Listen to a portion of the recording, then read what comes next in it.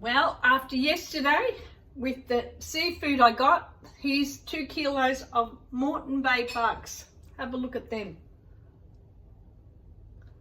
I have shelled them. Look at how nice they are. Beautiful. I'll put some lettuce, a little bit of red onion, and I put a little bit of olive oil, a little bit of lemon, a bit of mayo, and just a dash of mustard as a dressing.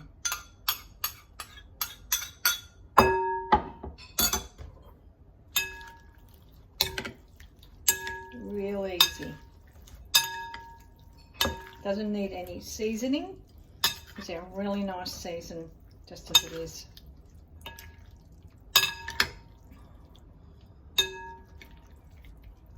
It's a real easy salad to make.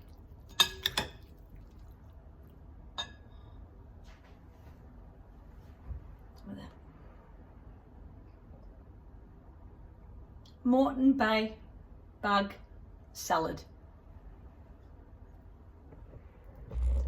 If you like that quick, easy salad to make, please subscribe to my YouTube channel and click the notifications button, and I'd love to see you on the next one. Ciao!